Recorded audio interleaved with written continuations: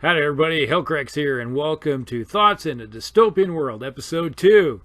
Yes, today we're going to be talking about another ship, as you can see here, the Saratoga, the Fleet Carrier for the Federated States of America. Yes, it's another one of those wonderful little ships.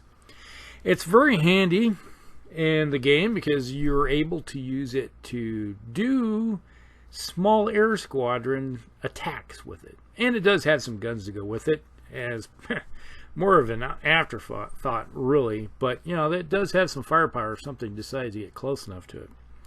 Now, the Saratoga is a 125-point warship, fleet carrier, however you want to call it. It does have a regular crew, which, you know, doesn't give it any really bonuses or anything. It's a large, massive ship. It pretty much a large target, just plain and simple, you know. Which means, you know, if you go back to episode 1, if you listen to episode 1, you are able to use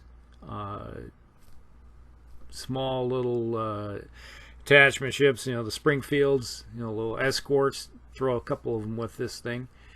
And because, you know, add a little bit more ACAC and close combat capability for knocking down torpedoes and everything, because if somebody decides to do tack runs on it, you know, you're going to need a little bit extra to protect it. So if you want to know a little bit about that, you know, you can go back to that video and discuss where they have discussion on the Springfield, the escort. Now, the Saratoga, like I said, 125 points, which isn't bad. There's really nothing else added to this, so that is its fixed point for cost-wise. So it's not really an overly expensive ship, but it does have some small little 9 little piranha-like teeth that can go with it. You know, which is like any carrier, you have a whole bunch of little aircraft that you can launch out there and take things out with. Now, the damage rating on this thing is 6, so it's not great. So you can do a point of damage to it fairly regularly if you get close enough to start hammering it. So your best bet a lot of times is to hide this ship behind, let's say if you got an island, so you're not getting hit with direct fire. Hide it behind other capital ships so they can't do direct fire on it, because this thing can get taken out pretty quickly. It does have a critical rating of 8, so just a little bit more than the DR. So you can do crits to this thing pretty easily with only 8 points of damage or hits. You can do a crit on the table. Now it has a movement of 6, which isn't really fast. It's not breaking the sound barrier by any means. It does have 10 hull points, which is pretty good, you know, considering that it's a pretty large ship. It has 7 assault points on board, so you do have 7 equivalent of Marines units. ACAC is 5, which isn't anything to scream home about. It's not really great, which is why I'm saying you need some escorts with this thing to beef that up. Tagging on 3 more escorts is probably a good idea, at least 2. And then you have your countermeasures is 5, same thing, so it could use a little bit extra. Then its ram rating is 7. You know, so if something runs into it, or you run into something, you know, you're going to have a chance of doing damage to somebody because you're a fairly large ship.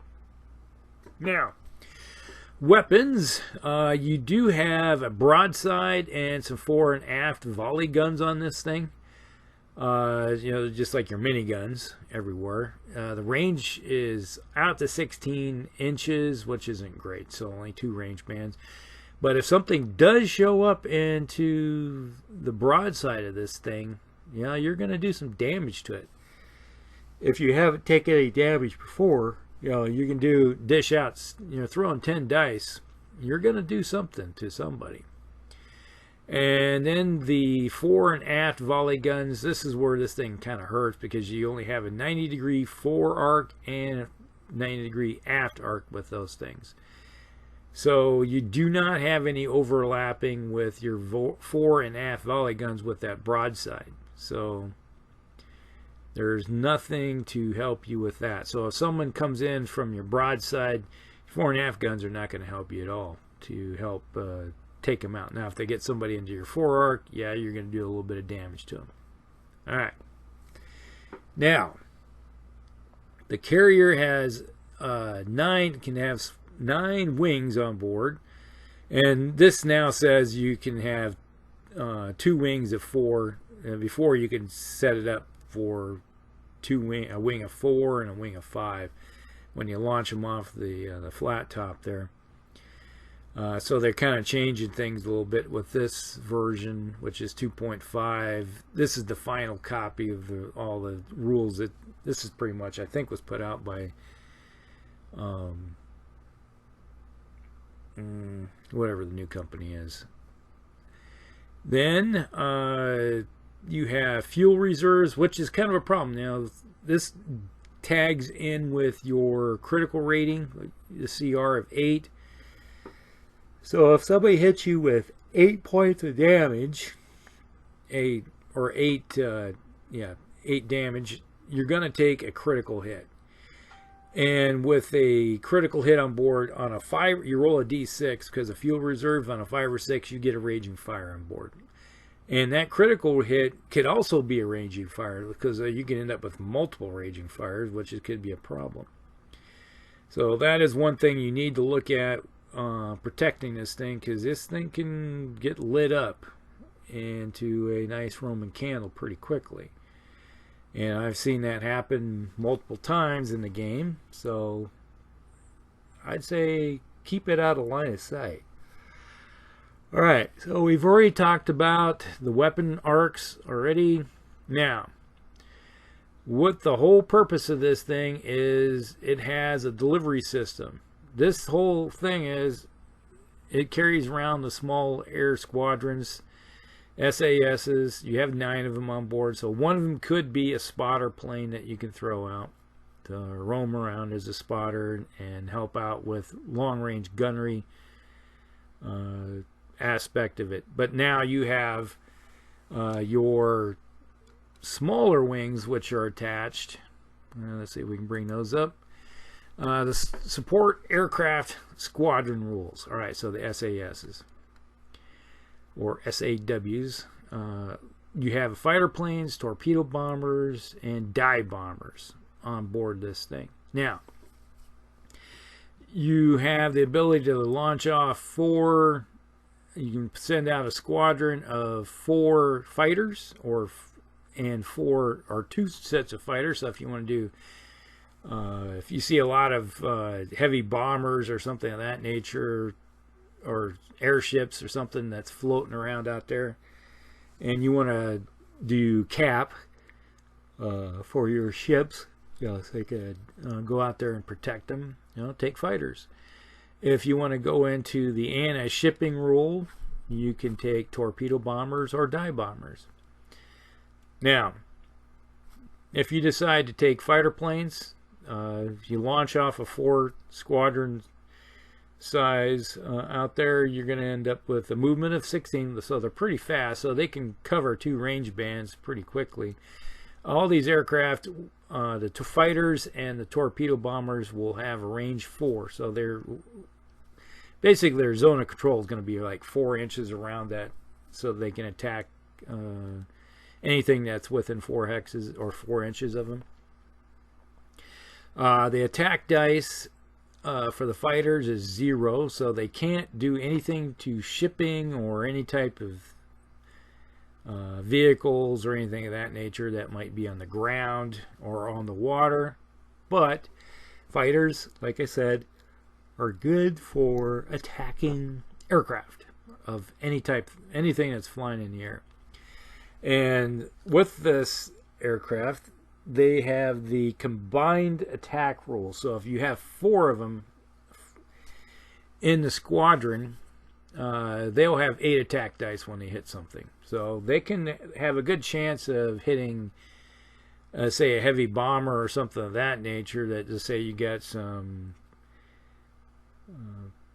Kingdom of Britannia aircraft out there that are coming towards one of your ships. You can fly these things out 16 and do an attack on them. They're going to have they're going to have their ack themselves to fire back at you, but you're also going to fire at them. So it's kind of like a big fur ball happens, but you get 8 attack dice against them. Now, when you do attack something, you have this thing called vertical dive and aerial hunter. So when you attack, normally you hit on a 4, 5, or 6, but with aerial hunter you get a +1. So if you're attacking an air target, you have a +1, so you hit them on a 3.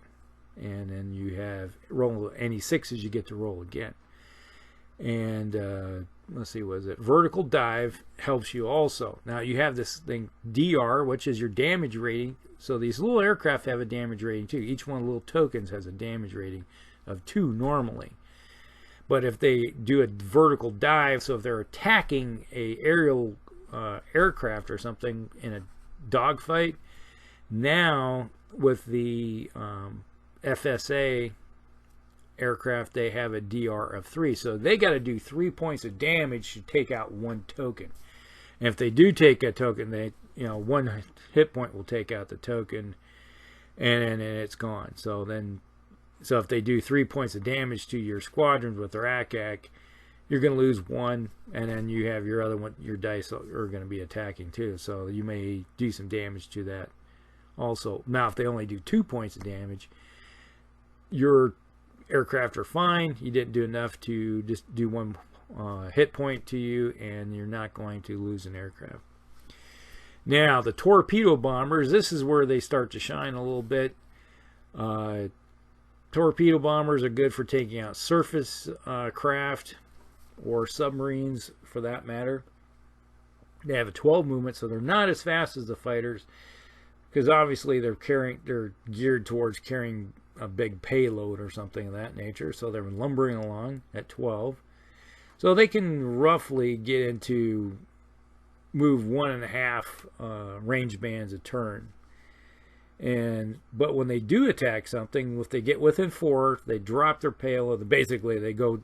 If you watch, like, say, the movie Midway or something like that, you got your dive bombers or torpedo bombers come in at surface level, drop their little torpedoes. Now, if you have 4 in the squadron, you're going to roll 12 dice against the target. That's, yes, 12 dice. And so you roll 12 dice, they hit on a 4+. All right. So that's the DC thing about it. Now, you have hunter diving. So the Americans are more geared towards hunting submarines. So let's say you have something that's underwater, you can turn around and hit it even better. So typically to hit a submerged target, you're going to need to hit on as a 5 or 6 or of that nature, but they get a +2, so you have a good chance of doing some good damage to them. All right, so that's the nice thing about it. But the only problem with torpedo bombers, they only have a DR rating of 2, so they're easily knocked out of the sky. All right, so you do 2 for each 2 hits you're going to knock down 1 of your tokens. So they have a tendency to get shot down pretty quickly. So you got to watch what you're going to attack. All right, then you got the wonderful thing. The dive bombers are going to be the wonderful little things. They got a 12 movement. They have 3 attack dice, so it's just like the torpedo bombers. If you have 4 of them, you're going to roll 12 attack dice on them, and that's going to be wonderful. Now, they have some interesting Mars to go with them. They have big fuel tanks, so if they're doing a dive bomb attack, their DR is 3. So if they're doing attack run on, say, a cruiser or something, their DR is now 3. So their ack is going to have to combine together or link together with maybe other ships in the squadron, or if this ship's been pummeled pretty hard, or if it's the wonderful other thing is, let's say its ack is down, you hit this ship, it has no way to fight back. You hit it with 12 dice. Yeah, it's going to be a wonderful day. That thing's probably going to go down in the drink pretty quickly. And it has hunter surface attack, so on a 3+. So it has a good chance of hammering something with those 12 dice on 3. So you're going to do, hopefully, a lot of, you're going to say out of those 12, you have better than a 50% chance of those doing at least one hit per die you throw. You might have some 6s in there that you're going to get 2 out of each, and that's going to add up, and you get to re-roll those again. All right, wonderful. Yep, thumbs up. But if you catch these guys out in the open with fighters or something, yeah, you don't get the big fuel tanks, and let's say fighter does a vertical dive on you, and they hit you. It only takes 2 hits to take out 1 token. So you got to shepherd these things. So there's kind of a combination. Sometimes you want to throw out an escort of fighters with your dive bomber. So if you're launching 8 off the deck, I would usually like to run, depending on what, if you're facing a lot of fighters of that nature, you might want to throw a couple wings of, squadron of 4 fighters out in front to intercept something, to get those dive bombers into your target. Now, the Federated States have the following support aircraft squadron, SASs. They can upgrade one of their wings to be an ace. So let's say that tray that you have, you've seen the pictures of the tray with little tokens inside of it. For 10 points, you can upgrade one of those squadrons to be an ace. Yes. Wonderful thing about an ace, you get to re-roll one of your dice of the dice pool. You get one, take 1 die, you get to re-roll it automatically. If you miss, it's like you rolled them, it's like, okay, one of these missed, so I'll just take one of those die, roll it, re-roll, and hopefully you get a good results out of it. So that may be the difference between getting just a hit on a 1-point hull damage on a ship versus getting a critical. All right, that's the wonderful thing about an ace. So if you got the spare points and you want to throw it into an ace, go ahead and do that. Now, how do I like to use my carrier? Like I kind of hinted at earlier, hide it behind other capital ships so they can't hit it with direct fire. That doesn't mean that, let's say they got airships, will look, something's flying in the air, they can overlook anything on the surface and shoot down on you. You can't hide from that. But you could, say you're playing a game where you got islands out there, you can park it behind the islands, and basically you just a mobile floating mobile airfield and hide it.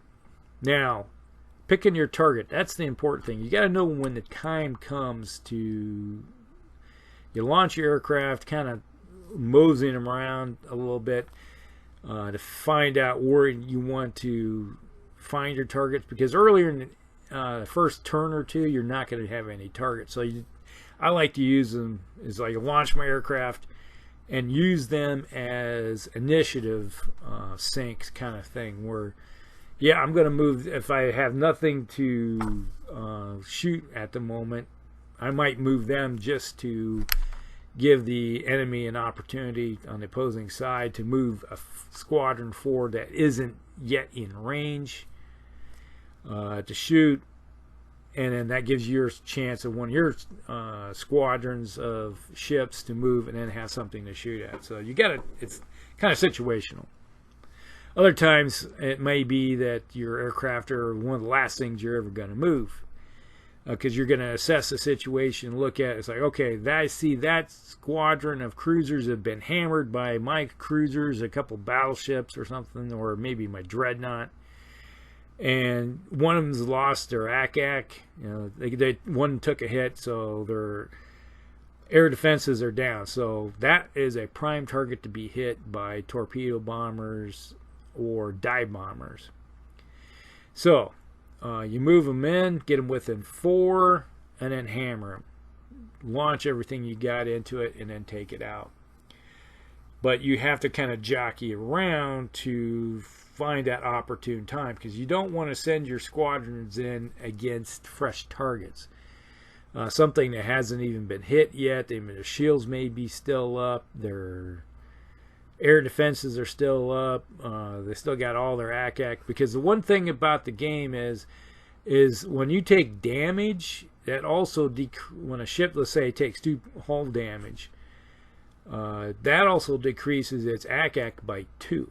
So that means the difference between having 2 less dice to throw at you to knock down your squadrons. So you got to look at that and figure out what's the opportune time to hit your targets. So that's kind of the thought process that goes through it when I'm playing a aircraft carrier. So that is a lot that goes into playing the Saratoga for the FSA, the Federated States of America. So if you got any ideas or any ways you've used it possibly in the game before, what you like to do with it, put it down below, like and subscribe, and share with all your friends. And let's get this series going. So if you're on my channel and you like Dystopian Wars, if you want to know more about it, ask questions. I'll help you out. All right. We'll talk with you all later. Hellcracks out.